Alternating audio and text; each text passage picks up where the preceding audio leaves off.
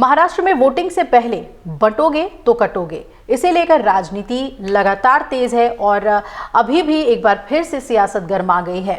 BJP Shiv Sena गठबंधन महायुति में शामिल अजित पवार ने एक बड़ा बयान दिया और उन्होंने कहा कि हम बंटोगे तो कटोगे का समर्थन नहीं करते हैं, बटेंगे तो कटेंगे महाराष्ट्र में नहीं चलने वाला है। अजित पवार ने कहा कि महाराष्ट्र साधु संतों का स्थान है और हम उन्हीं के रास्तों पर जाएंगे। उन्होंने कहा कि हम सबका साथ सबका विकास पर जरूर यकीन करते हैं। अजित पवार ने महाराष्ट्र के बीड़ में एक चुनावी सभा को संबोधित करते हुए ये अहम बातें कही और कहा कि अगर कोई कुछ कहता है तो हर बात का हम समर्थन नहीं करते। कोई कहता है बटेंगे तो कटेंगे, ये महाराष्ट्र में नहीं चलेगा, ये नॉर्थ में यानी उत्तर में चलेगा, महाराष्ट्र में नहीं। महाराष्ट्र साधु संतों का महाराष्ट्र है, साहू फुले और अंबेडकर का सिखाया हुआ महाराष्ट्र है और उनकी जो सीख है वो हमारे खून में दौड़ती है। हम उसी रास्ते पर जाएंगे। पिछली बार लोकसभा चुनाव में अल्पसंख्यक समुदाय ने अलग तरह की भूमिका अपनाई। आपको क्या मिला, आपका वोट का क्या हुआ, इस बारे में विचार तो करिए। क्या ये भी कहा गया कि संविधान बदल जाएगा, 400 पार हुआ तो आरक्षण हटा दिया जाएगा।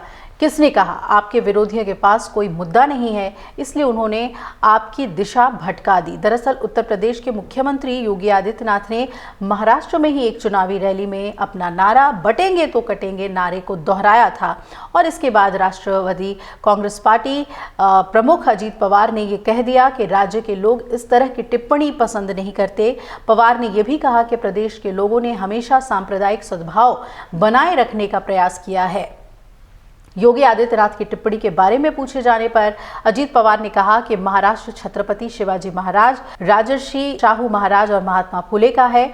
आप महाराष्ट्र की तुलना अन्य राज्यों से नहीं कर सकते। महाराष्ट्र के लोगों को ये पसंद नहीं है। उन्होंने कहा कि शिवाजी महाराज की शिक्षा समाज के सभी वर्गों को साथ लेकर चलने की थी। और वही एनसीपी प्रमुख ने यह भी कहा कि जब दूसरे राज्यों से लोग यहाँ आते हैं तो वो अपने लोगों को ध्यान में रखते हुए बयान देते हैं, लेकिन महाराष्ट्र ने कभी इसे स्वीकार नहीं किया है और यहाँ के सभी चुनावों का ये इतिहास रहा है। एनसीपी बीजेपी की सहयोगी है और महाराष्ट्र 20 नवंबर को होने वाले विधानसभा चुनाव के लिए पूर्वी महाराष्ट्र के वाशिम में एक चुनावी रैली में भी यूपी के मुख्यमंत्री ने इस नारे को दोहराया था। वही आपको ये भी याद दिला दे कि कल ही राष्ट्रवादी कांग्रेस पार्टी यानी एनसीपी के बंटवारे के बाद से शुरू हुई लड़ाई एक बार फिर सुप्रीम कोर्ट में इस पर पहुंची और सुनवाई हुई। कल सुप्रीम कोर्ट ने इस मामले को लेकर सुनवाई की थी और इस दौरान अदालत ने अजीत पवार गुट से अपने पैरों पर खड़े होने की सलाह दी थी।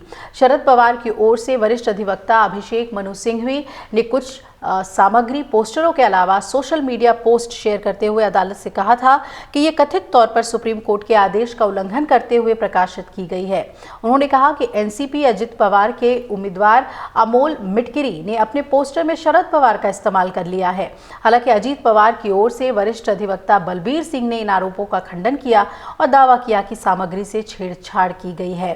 तो एक तरफ अजित पवार बीजेपी की तरफ के साथ ही बने हुए हैं, महायुति में बने हुए हैं, लेकिन कई बार उनके लिए असहज स्थिति पैदा हो रही है, ये साफ देखने को मिल रहा है। अजीत पवार ने इस मामले पर अपना बयान भी दिया, सुनवाते हैं आपको। भारत देश एक रहेगा तो सेफ रहेगा, उसमें क्या खराबी है? कुछ भी नहीं है। हम सब एक रहेंगे तो सेफ रहेंगे, इसमें क्या खराबी है? इसमें एडिशन क्या है? नंबर 1, मुझे तो उसमें कोई गलत नहीं दिखता। सबका साथ सबका विकास, सबका विकास। वैसे हम सब एक रहेंगे तो सेफ रहेंगे, बटेंगे तो कटेंगे वो गलत है। वो मुझे क्या बटेगा कटेगा, यही वर्ड यूज करने का महाराष्ट्र में तो कोई अर्थ है ही नहीं, ऐसा मेरा खुद का कहना है। सर यहाँ पे तो बोला जा रहा है। हाँ, मैंने कहा ना, पोस्टर लगे हैं मुंबई। मैंने बताया ना कि मुझे वो ठीक अपने महाराष्ट्र के लोग अलग, उनकी सोच अलग है। शायद यूपी के, बिहार की, मध्य प्रदेश की, वहाँ के लोगों की सोच अलग हो सकती है, वो उनका अधिकार है। लेकिन महाराष्ट्र में ऐसा नहीं चलता। हमारे महाराष्ट्र में शिव शाहू फुले आंबेडकर की विचारधारा, शिव यानी छत्रपति शिवाजी महाराज, राजर्षि शाहू महाराज, महात्मा ज्योतिराव फुले और डॉक्टर बाबा साहेब आम्बेडकर, इनकी विचारधारा चलती है। आप कैसे भी देखो, ये विचारधारा अगर कोई छोड़ेगा तो महाराष्ट्र उसको स्वीकार नहीं करता। उसके बारे में पूरे देश के सब लीडरों ने बैठकर डिसीजन लेना चाहिए अगर वो ऐसा कुछ हो रहा है तो, क्योंकि एक इंस्टीट्यूट आपको रिपोर्ट देती है और बहुत ये रिपोर्ट के बारे में तो जो आपने कहा है वो देश के लिए इतना गंभीर है कि पूछो मत। इसीलिए और एक एजेंसी को ये क्या है एग्जैक्ट वहाँ चल रहा है वो सोचने के लिए, उसका स्टडी करने के लिए उनको जिम्मेवारी देनी चाहिए। नहीं, मैं अभी एक पार्टी का प्रेसिडेंट हूँ, तो मैं जब बात करता हूँ, मेरा जब स्टेटमेंट आता है तो खाली मैं अकेला ऐसा स्टेटमेंट दे के कुछ होने वाला नहीं। मेरे ऊपर भी बहुत से विधायकों की जिम्मेवारी है, पार्टी की कार्यकर्ताओं की जिम्मेवारी है, एमपीज की जिम्मेवारी है।